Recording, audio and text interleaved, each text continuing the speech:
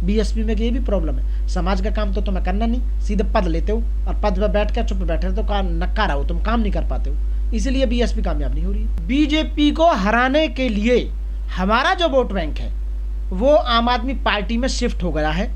दिल्ली की जो स्थिति वो ये है, नहीं दिल्ली में 14.2% 14% से भी ज़्यादा का भी वोट हुआ करता था हमारा, आज हम जहाँ 1% पर खसक के आ गए हैं, हाँ 1.25 जो भी है, और कभी 18, 20, 24 निगम पार्षद हुआ करते थे, 4 एमएलए हुआ करते थे, जबकि स्थिति मैं बता रहा हूँ, वरना ऐसी स्थिति नहीं होती।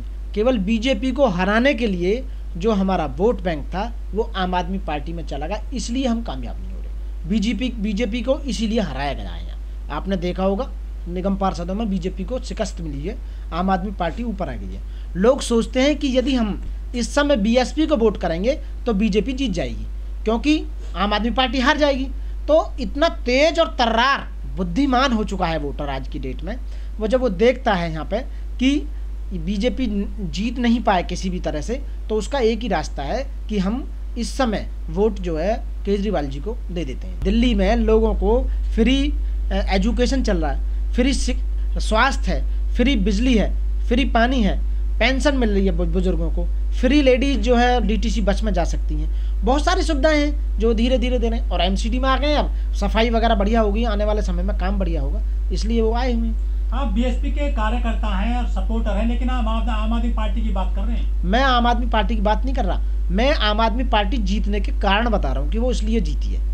आप समझ रहे हो, मैं आम आदमी पार्टी की बात नहीं कर रहा हूँ। मैं बीएसपी का ही हूँ और बीएसपी में विश्वास करता हूँ। अरे हमारी बहन कुमारी मायावती हमारी लीडर हैं, हमारे नेता हैं, और हम बीएसपी को ही वोट देते हैं। अब मजबूरी हो गई, अब मैं आप रीज़न बताता हूँ आपको। मैंने खुद झाड़ू को वोट दिया अब की बार, क्यों? इसलिए क्योंकि जहाँ हमारा घर है करकरडुमा आनंद विहार वार्ड नंबर 206, वहाँ बीएसपी का कोई कैंडिडेट खड़ा ही नहीं था। जब बीएसपी का कोई कैंडिडेट नहीं खड़ा तो मजबूरी में झाड़ू को वोट देनी पड़ी। तो ऐसी बहुत सारी जगह हैं, ऐसी बहुत सारी दिल्ली के अंदर सीटें थी जहाँ पर हाथी नहीं खड़ा था, तो वहाँ पर मजबूरी में केजरीवाल को वोट देनी पड़ी। एक रीज़न ये भी था। लेकिन जो खत्म हो रही है राजनीति दिल्ली में बीएसपी, उसके लिए तो जिम्मेदार यही है ना, आम आदमी पार्टी। आम आदमी पार्टी जिम्मेदार नहीं है, जिम्मेदार हम खुद हैं, क्योंकि जो हमारे कार्यकर्ता हैं वो सही काम नहीं कर रहे, डोर टू डोर कैंपेनिंग नहीं कर रहे और कैडर्स नहीं लगा रहे हैं, ना ही समझा रहे हैं। नए जो वोटर हैं उन्हें इन्फ्लुएंस नहीं कर पा रहे हैं, ठीक है ना। एक हमारी बहन कुमारी मायावती अकेली क्या कर पाएंगी? जो हमारे नीचे की जितनी भी, ऊपर से नीचे तक की जितनी टीम है, जितने कार्यकर्ता हैं, उनको घर घर जाकर उनको काम को शुरू करना चाहिए।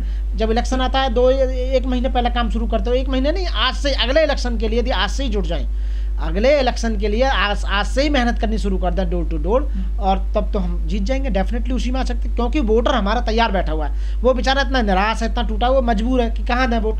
जहाँ हमारा कैंडिडेट ही नहीं खड़ा तो वहाँ हमें फिर झाड़ू को वोट देनी पड़ रही है। हम बीजेपी को हराना चाहते हैं, ऐसी बात नहीं, लेकिन क्या करें, हम खुद भी अपना जीतना चाहते हैं। हमारा वोटर तैयार है पूरी तरह से, पुराने वोटर भी कह रहे हैं, क्या करें, कुछ विकल्प नज़र नहीं आ रहा है। आप बताइए, क्योंकि काम नहीं कर पा रहे हैं, इसलिए समस्या है सर।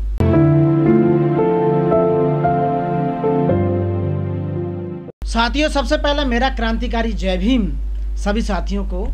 मैं एडवोकेट मनोज कुमार दिल्ली से साथियों आपके बीच में हमेशा आता रहा हूँ। अपने साथियों, मैं कट्टर बीएसपी समर्थक, बीएसपी का वोट और बीएसपी का मैं कार्य करता हूँ साथियों। आज तक मैंने कोई पद नहीं है मेरे पे, पर मैं बीएसपी को बिलोंग करता हूँ, मेरे खून में बीएसपी है साथियों। अभी जो आपने क्वेश्चन जो किया कि बीएसपी क्यों कामयाब नहीं हो रही है साथियों, उसका रीज़न है बीजेपी, जो मेरा अपना अनुमान है।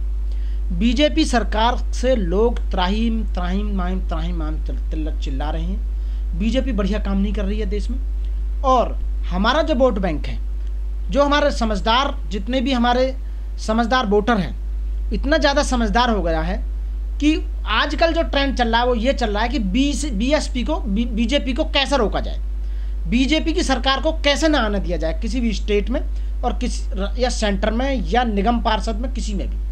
तो वोट शिफ्ट हो रहा है। आज की डेट में केवल एक ही मोटिव है वोटर का कि बीजेपी गवर्नमेंट को कैसे हराया जाए। यदि छोटे छोटे जितने भी दल हैं, ये हमारे और भी दल हैं बहुत सारे, यदि उनको भी वोट देंगे तो वोट तो हमारी बढ़ जाएंगी। यानी कि जो वोट रोकना चाहती हैं, जो समर्थक रोकना चाहते हैं बीजेपी को, वो यदि 17 जगह बढ़ जाएंगे तो बीजेपी निकल जाएगी। आपने देखा 39 point something vote bank BJP का था, 42 पॉइंट समथिंग आम आदमी पार्टी का था। मात्र 2-3% का 2.5% का मामला था सारा, जिसमें कि आम आदमी पार्टी जीत पाई।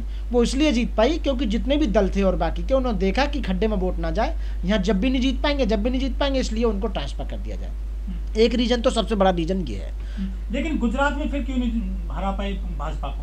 नहीं, वो गुजरात में आपने देखा होगा, उनका अपना स्टेट है। यदि वो वहाँ पे हार जाते तो क्या होता? इसका मतलब है कि आने वाले इलेक्शन, जो लोकसभा के इलेक्शन है, उनमें उस बात का फर्क पड़ता। लोकसभा हार जाते फिर ये, तो इन्होंने वहाँ पूरी जान लगा दी, वहाँ तन मन धन पूरा पैसा का बल सब कुछ इन्होंने अपनाया है, और अपनी इज्जत बचाने के लिए वहाँ इन्होंने बहुत कोशिश की। सारे मंत्री, प्रधानमंत्री, गृह मंत्री, जितने भी मिनिस्टर्स थे सब वहीं लगा दिए गए, और इसलिए लोगों को इन्फ्लुएंस किया गया कि हम अपने ही स्टेट में नहीं हारने चाहिए। वहाँ ऐसा हुआ है, वरना 3 चुनाव हुए हैं, दिल्ली का और हिमाचल प्रदेश का और गुजरात का। ये दिल्ली बीजेपी दोनों हार चुकी है, दिल्ली भी हार चुकी है और हिमाचल भी हार चुकी है। और जो गोदी मीडिया है वो ये नहीं दिखा रहा, गोदी मीडिया दिखा रहा कि आप कितने परसेंट में ऊपर आए हो, कितनी वोट लेकर। अरे हारना जीतना भी तो आप ना तो दिल्ली दिखा रहे हो, ना हिमाचल प्रदेश को दिखा रहे हो। वहाँ जो बीजेपी से छिन गए, आप बताइए ना, 100% में 66% तो चला गया, 33% वो तो ऑलरेडी पहले ही था उनका, तो इसलिए वो आ गए। तो इसका मतलब है बीजेपी का काउंटडाउन शुरू हो चुका है, इसलिए हारा, यही रीजन है। लेकिन लोग कहते हैं कि जो आम आदमी पार्टी है वो बीजेपी की बी टीम है। कहते होंगे, हम कब मना कर रहे हैं बी टीम है, लेकिन फिलहाल तो काम सही कर रही है, जब भी तो जीत रही है। आप बताइए ना, जिनका सामाजिक संगठन मजबूत नहीं होता तो उनका राजनीतिक संगठन कभी कामयाब नहीं होता है। जिनका सामाजिक संगठन मजबूत होता है उनकी राजनीति कामयाब हो जाती है। आपको पता होगा 1984 में 2 सीट हुआ करती थी बीजेपी की लोकसभा में, आज देख लो पूर्ण बहुमत में आई हुई है। वो कंटिन्यू लगे रहे और आज भी लगे हुए, मतलब सत्ता में होते हुए भी वो आज भी सबसे ज़्यादा मेहनत कर रहे हैं देश के अंदर, आपको पता होगी। आप बताइए, हम 4 बार मुख्यमंत्री रहे उत्तर प्रदेश में, हम दिल्ली में भी हमारी काफ़ी सीटें आई, हर जगह कहीं ना कहीं सीट आ रही है, लेकिन हम क्या है, हम शांत बैठे हुए हैं, हमारे लोग काम नहीं कर रहे हैं। हमारे जो भी हम दूसरों पर ज़्यादा विश्वास करते हैं, ऐसे कार्यकर्ता, ऐसे लोग जो पार्टी में जीत के बिक भी जाते हैं, ऐसों को टिकट ना दिया जाए। तो मैं ये कहूँगा कि कहीं ना कहीं कमी है, खामियाँ हैं, लोगों को समझा नहीं पा रहे हैं। लोग तो दूर जाओ, हम अपने लोगों को नहीं समझा पा रहे हैं। हमारा ही वोट बैंक बहुत है, आप बताइए, SC का वोट बैंक कम थोड़ी है, हम उसी को नहीं समझा पा रहे हैं। जो नया वोटर तैयार हो रहा है उसको कैडराइज नहीं हो रहा, उसका कैडर नहीं दिया जा रहा, ना कोई मीटिंग है, ना डोर टू डोर कंपेनिंग है, ना किसी को कोई जिम्मेदारी दी जा रही है। तो इसलिए समस्या बहुत सारी है, बहुत समस्याएं हैं। सारी पार्टी बेचती है, मैं तो नहीं कह रहा कि बीएसपी, सारी पार्टी बेचती है। आप समझते हो केजरीवाल जी पैसे नहीं लेते, बीजेपी वाले पैसे नहीं लेते, या अखिलेश यादव जी पैसे नहीं लेते, या और कोई पैसे नहीं लेता? आप बताइए, राज्यसभा में जो जाते हैं पैसे लेके नहीं जाते क्या? आप बताइए, किसी को MLC बनाया जा रहा है, उसे पैसे नहीं जाते क्या? पैसे सब जगह जाते हैं, पार्टी कैसे चलेगी बताइए आप? यदि पैसे नहीं लेंगे तो आप बताइए, घर से निकलने के साथ ही खर्चा शुरू हो जाता है। किसी गाड़ी में पेट्रोल कहाँ से आएगा, और जो कार्यकर्ता है वो कहाँ से खाएंगे, पार्टी ऑफिसों में जो काम हो रहा है वो कहाँ से होगा? पैसा नहीं होगा तो पैसे से तो चलता है मामला, बताइए। तो इसलिए पैसा लेना भी जरूरी है भाई। जो जीत कर आए हैं पार्षद दिल्ली में, वो 70% करोड़पति हैं। हाँ बिल्कुल है, और करोड़पति बन जाएंगे 5 साल में, 5 करोड़ रुपए उनके खाते में आएंगे, देखते हैं कितना लगाएंगे। तो राजनीति में सबसे ज़्यादा पैसा, इसीलिए लोग राजनीति में भागते हैं। लोग आसान पैसा है, सबसे ज़्यादा पैसा, सबसे ज़्यादा घोटाले, सबसे ज़्यादा राजनीति में, जहाँ सब कुछ मिलता हो, जहाँ सब कुछ मिलता हो, आपको सत्ता, पावर मिलती हो, पैसा मिलता हो, मतलब जो आपने सोचा भी नहीं सपने में वो भी मिलता है, इसलिए तो राजनीति में भाग रहे हैं। आप बताइए, राजनीति में और पैसा खर्च कर रहे हैं लोग, अपने मकानों को बेच कर राजनीति में लगा रहे हैं, प्लॉटों को, फ्लैटों को बेच कर लगा रहे हैं, सोना बेच कर लगा रहे हैं। बताइए, लोगों से पैसा चंदा ले रहे हैं आप, इसीलिए तो हो रहा है ये राजनीति में, क्योंकि सबसे ज़्यादा पैसा है, सबसे ज़्यादा पावर है। यदि सेफ हो आप तो राजनीति में हो, लोग इसलिए राजनीति में जाना चाहते हैं। समाज का काम नहीं करना चाहता कोई, 4 दिन समाज का काम किया, हर एक कोई किसी आदमी पद लेना चाहता है। काम तो बहुत करना है, अकेला क्या करे कोई? बताइए, संगठन बनाना, आनंद जी काम नहीं कर रहे क्या? आप बताइए, कितने स्टेटों में समय रन कर रही है ना पार्टी, सबके पार्टी ऑफिस हैं, गाड़ियाँ सब जगह हैं, और संगठन भी है। अब करेगा कौन? नया युवा। मैं पुराने तो मरते जा रहे हैं, जो नया युवा है उसको बुलाया जाए ना, समझाया जाए, उसको कैडराइज किया जाए, तभी तो होगा। आपने देखा है कहीं काम करते हुए? बताइए, डोर टू डोर कौन जा रहा है? बताइए। समस्या तो बहुत प्रचार किया था दिल्ली में लोगों ने। दिल्ली में कहीं कोई प्रचार नहीं हुआ, सब आप गलत कह रहे हैं, पूरी तरह से प्रचार नहीं हुआ है। यहाँ तो टिकट भी सही लोगों को नहीं बांटे गए हैं। आज स्थिति ऐसी आ गई है, फ्री में कोई टिकट लेने के लिए तैयार नहीं है, लड़ने के लिए तैयार नहीं है। वो इसलिए क्योंकि जिनका सामाजिक संगठन मजबूत नहीं होता तो उनका राजनीति कामयाब नहीं होती। समस्या ये है। लीडरशिप में लीडरों की तो कमी नहीं है, काम करने की क्षमता नहीं है, काम करने का तरीका सही नहीं है। लोगों में कैडर जो चलता था वो कैडर खत्म होगा। काशीराम साहब जो थे वो कैडर चलाते थे, वो कैडर बंद कर दिए गए हैं। डोर टू डोर जो संगठन बनाते थे वो संगठन खत्म कर दिया गया। जब ही तो हमारा दलित वोट जो है वो दूसरी पार्टियों में चला गया।